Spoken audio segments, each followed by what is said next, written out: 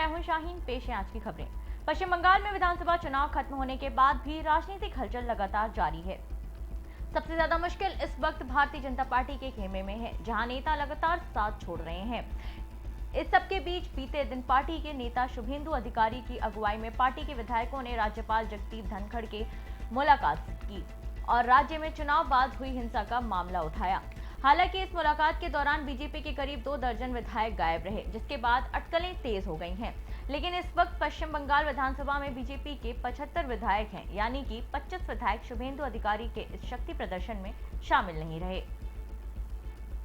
अयोध्या में श्री राम जन्मभूमि तीर्थ क्षेत्र ट्रस्ट की ओर से राम मंदिर निर्माण के लिए खरीदी गई जमीन को लेकर लगे घोटाले के आरोपियों पर विवाद बढ़ता ही जा रहा है।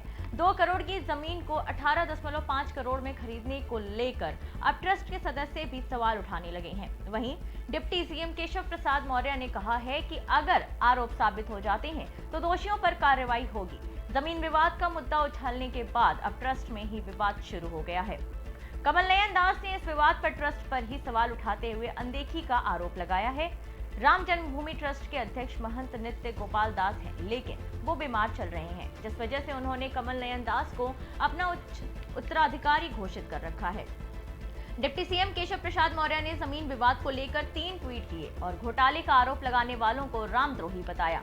उन्होंने ट्वीट कर कहा है कि रामलाल का भव्य मंदिर निर्माण रामद्रोहियों को बर्दाश्त नहीं हो रहा है। अगले ट्वीट में उन्होंने लिखा है कि राम भक्तों को रामद्रोही उपदेश ना दें। झारखंड के पाकुड़ में ग्रामीण विकास संसदीय कार्य मंत्री के कर कमलों द्वारा कोल्ड स्टोर का शिलान्यास किया गया। इस अवसर पर संसदीय कार्य मंत्री आलमगीर आलम ने कहा है कि पाकुड़ क्षेत्र के किसानों की वर्षों से ये मांग रही है और इस कोल्ड स्टोर बनने से अब किसानों को फसल का सही मूल्य प्राप्त होगा। किसान अपने खेतों में उपजाऊ किए गए आलू, प्याज को कोल्ड स्टोर में रखेंगे ताकि फसल नष्ट न हो और उचित समय और उचित मूल्य प्राप्त हो सके। झारखंड के गुमला जिले में नदी में अचानक बाढ़ आने से 3 युवकों ने चट्टान पर चढ़कर अपनी जान बचाई, जिसके 3 घंटे के बाद नदी का जलस्तर कम होने के बाद सभी ने राहत की सांस ली।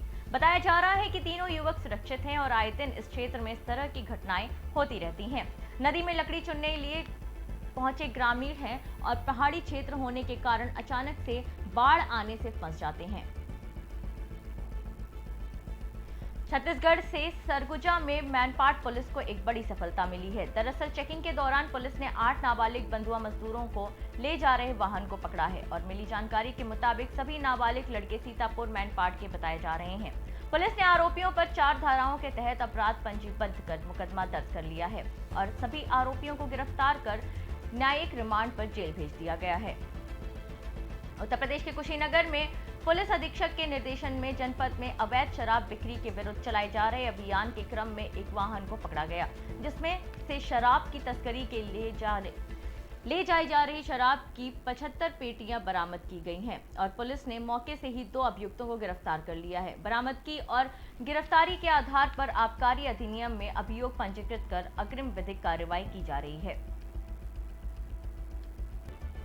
झारखंड के गुमला में अंतर्राष्ट्रीय रक्तदान दिवस के अवसर पर स्वास्थ्य, शिक्षा और परिवार कल्याण मंत्रालय के तत्वाधान में गुमला सदर अस्पताल में ब्लड कंपोनेंट सेपरेशन इकाई का वर्चुअल शिलान्यास मुख्यमंत्री झारखंड हेमंत सोरेन के द्वारा किया गया।